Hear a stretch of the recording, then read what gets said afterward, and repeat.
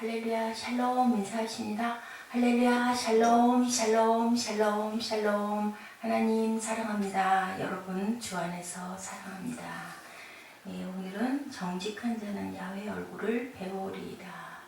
시편 11편 말씀 저희들 함께 묵상해 보십니다. 내가 야훼께 피하였거늘 너희가 내 영혼에게 새같이 내 산으로 도망하라면 어찌함인가. 내가 야훼께 피했는데 왜 날 보고 산으로 도망을 하라고 하느냐. 다윗의 시죠. 악인이 활을 당기고 화살을 시위에 먹이며 마음이 바른 자를 어두운 데서 악인이 나를 죽이려고 하는구나. 터가 무너지면 의인이 무엇을 할 것이냐. 야훼께서는 성전에 그의 성전에 계시고 여호와의 보좌는 하늘에 있으며 라고 이렇게 고백합니다. 야훼는 항상 그의 성전에 계신다. 열왕기상 8장 13절에 주께서 영원히 계실 처소라고 이렇게 나와 있죠.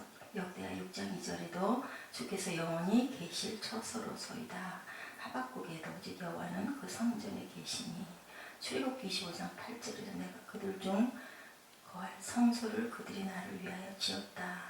야훼의 눈이 항상 인생을 감찰하신다라고 나와 있습니다. 사울의 아들 요나단도 다윗을 너무너무 아끼고 사랑하죠. 열왕기상 말씀 18장 11절부터 18장 25절 17절까지 사울이 다윗을 죽이려 할 때 도망다니면서 쓴 시다라고 이렇게 나와 있습니다. 이 시편은 누구요? 다윗은 만만이고 사울은 천천히다. 백성들이 이렇게 얘기할 때 사울은 너무너무 분해서 분노로 몸을 떨죠. 이렇게 그래서 죽이려고 했는데 또 어떻게 돼요? 그 화살이 2번이나 빗나가서 하나님이 사울과 함께 있지 않고 다윗과 함께 있다. 그것을 또한 사울은 알고 더욱더 무서워하고 점점 더 죽이려고 이렇게 아주 그 질투의 불꽃을 태우는 중에 다윗이 이렇게 고백을 합니다. 악인에게 그물을 던지실 것이다. 그죠? 불과 유황과 태우는 바람이 그들의 잔에 소득이 되리로다. 야훼는 의로우시니까 의로운 일을 좋아하시나니까 정직한 자는 그의 얼굴을 배울 것이다. 정직하기 때문에 나는 하나님의 얼굴을 배울 수 있다라고 우리가 고백하는 저와 여러분들이 되어야 할 줄로 믿습니다. 본질적으로 사울이 나를 죽이려고 하는 게 중요한 게 아니라 내가 하나님의 얼굴을 배울 수 있는 것이 가장 중요한데 참 그게 어렵기도 하고 하나님의 얼굴을 뵙지 못해서 괴로운 거죠.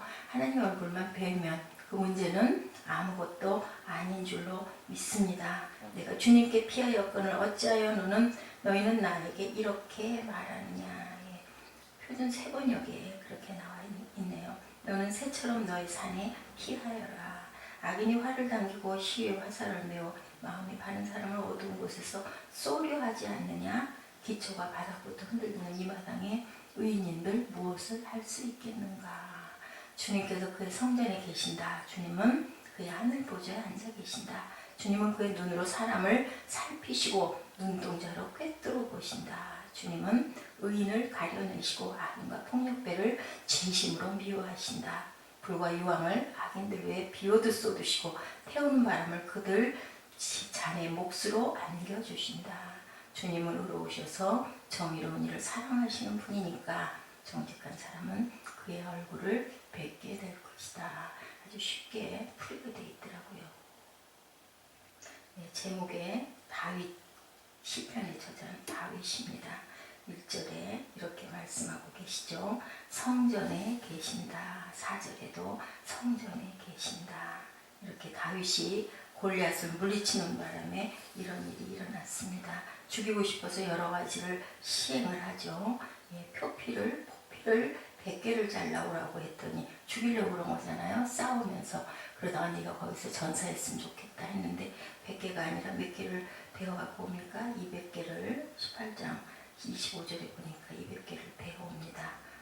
27절에 다윗이 일어나 종자와 함께 가서 블레셋 사람 200명을 죽이고 양피를 가져다 수대로 왕께 드려 왕의 사위가 되고자 하니 사울이 그 딸 미가를 다윗에게 아내로 주었더라. 근데도 죽이려고 하죠. 열심히 싸우다 죽어라 하는데 죽지 않습니다. 또 28절에 보니까 사울의 아들과 딸 요나단과 미갈은 아버지의 마음도 모르고 다윗을 더욱더 사랑하더라. 이런 사람, 어저께 우리 말씀 나눴죠. 세상이 감당치 못할 자, 저희가 광야와 산중과 아멜과 토굴에 유리하였느니라 라고 얘기합니다. 어제 그 축구선수 톱니 로모가 그렇게 얘기하죠. 하늘이 돕는 선수를 막아낼 방도가 없다라고 얘기한 것처럼 하늘이 돕는 다윗, 하나님이 바라보고 있는 다윗을 누구도 죽일 수가 없습니다. 이렇게 하나님께서는 언제 어디서나 하나님을 사랑하는 그러한 자들을 보호하시고 나타내 주시죠. 3장 16절을 그 패드에다 쓰지 못하니까 어떻게 했어요? 경기를 통해서 나타냈던 그 얘기.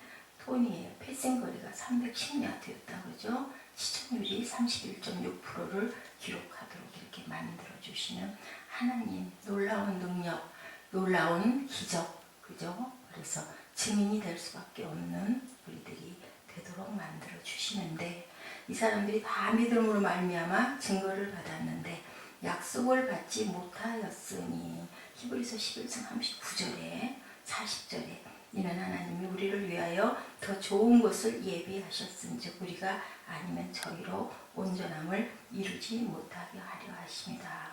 다윗을 죽이기 위해서 사울은 발광을 합니다.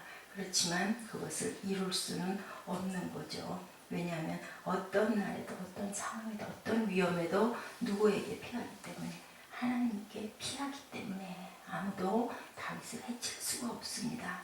다윗의 동료들이 와서 권면하죠. 작은 새같이 산 깊은 곳으로 도망하여라. 근데 그게 마땅치가 않습니다. 어찌함인가 1절에서 이렇게 하고 있죠. 그리고 2절 3절에서는 너를 죽이려 하는 자는 활을 던기고 화살을 시위를 장전하고 있지 않느냐라고 얘기를 하지만 4, 5절에 얘기합니다. 야훼께서 성전에 계신다. 악인들을 멸하실 것이다 라고 다윗은 담대하게 그렇게 얘기할 수 있는 거.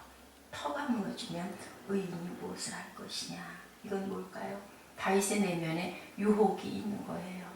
인간이기 때문에 이게 무너져 버리면 무엇을 할 것이냐. 그렇지만 안타깝지만 의로운 자, 마음이 바른 자는 무엇을 할 수 있겠는가 하지만 그 유혹에서 결국은 건짐을 받습니다. 4절에 바뀌죠. 야훼께서는 성전에, 그의 성전에 계시고 야훼의 보좌는 하늘에 있고 인생을 통촉하시고 그리고 안목이 그들을 감찰하고 계시니까, 의인을 감찰하시는 그 하나님께서는 그들을 멸할 것이다. 불과 요한과 태우는 바람이 그들의 잔의 소득이 될 것이다. 7절에 야훼는 의로우사 의로운 일을 좋아하시나니 정직한 자는 그의 얼굴을 배울 것이다.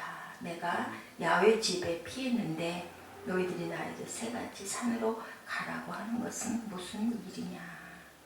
다윗이 신뢰한 원칙이 무엇인지 살펴봅니다. 야훼께서 그의 성전에 계시고 다윗은 자기의 시선을 자기를 위협하는 적들에게 두지 않고 하나님께 두었다라는 거. 야훼는 하늘의 보좌는 하늘에 있고 그의 눈이 인생을 통촉하신다. 통촉, 알다라는 뜻을 갖고 있습니다. 안목죠. 안목은 뭐예요? 보는 눈, 감찰하시는 눈입니다. 히브리의 바하라고 표현이 되어 있네요. 이 동사는 시험하다, 분석하다, 검사하다, 입증하다 라는 의미를 갖고 있습니다. 금속을 시험하는 것은 불에 의해서 이루어졌어요. 근동에서, 고대 근동에서는 모든 것을 보시는 하나님의 눈은 인간을 검사하고 시험하실 때 어떻게 해요? 은을 재련하듯. 시편 66편 10절에 나와 있네요. 하나님이여 주께서 우리를 시험하시되 우리를 단련하시기를 은을 단련한 같이 하셨다. 의로운 자를 시험하실 때는 어떻게 은을 단련하는 것처럼 단련해서 어떻게 써요? 은을 정금같이 쓴다고 말씀하고 있고, 악한 자를 시험하시는 것은 하나님의 분노와 증오로 결국은 어떻게 해요? 그냥 없애버리려고, 결국 그게 다르죠. 심판의 상징이 됩니다. 다윗이 세 가지 원칙을 신뢰했습니다. 야훼는 의인을 감찰하시고 악인과 강포함을 좋아하는 자를 마음에 미워하신다. 5절에 그렇게 말씀하고 있죠. 6절에도 또한 바람이 저희 잔에 소득이 될 것이다. 네, 악인에게 그물을 내려치시리니 불과 유황과 태우는 바람이다. 하나님은 의로운 자를 감찰하심으로 그들을 정화시키고 단련시키고 악인들은 그물에 걸린 자들처럼 징벌을 패할 수 없을 것이다. 하나님의 감찰과 분석과 실험과 검정에 의해서 이루어진 것을 표현하고 있습니다. 의로운 행위하는 사람을 사랑하시는 하나님께서 오늘도 하늘 보좌에 계신 하나님께서 하나님의 백성 안에 임재하시는 하나님께서 저와 여러분을 부르고 계시고 무처럼 바라보고 계세요. 눈동자처럼 감찰하고 바라보고 계시죠. 시편 89편 15절에 즐겁게 소리칠 줄 아는 백성은 복이 있나니 야훼여 그들이 주의 얼굴빛 안에서 다니리로다.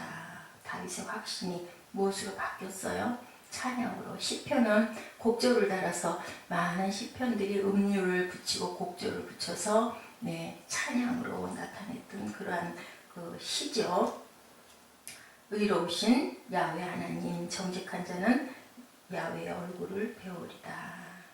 확신과 관련된 지혜에 대한 말씀을 하고 있습니다.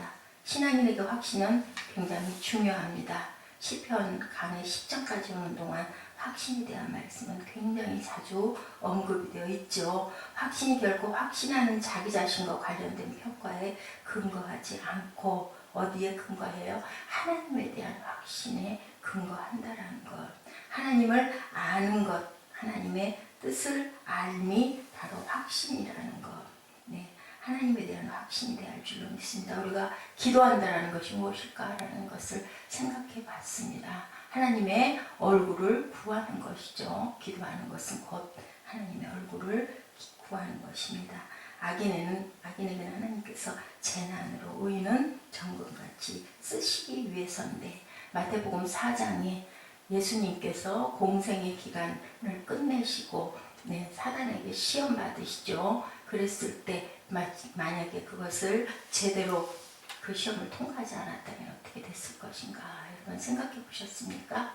하나님의 얼굴을 구했기 때문에 하나님의 뜻을 온전히 알았기 때문에 성전 꼭대기에서 뛰어내려라 했을 때도 하나님의 말씀으로 대적을 할 수 있었던 것처럼 우리 또한 그렇게 끝까지 하나님의 얼굴을 구해서 사단의 밥이 되지 말고 시험을 잘 통과하는 그런 저와 여러분이 되셔서 항상 찬양과 감사로 다윗처럼 춤을 추는 저와 여러분 되시기를 주님의 이름으로 축복합니다. 이러셔서 우리 기도하는 시간 갖도록 하죠.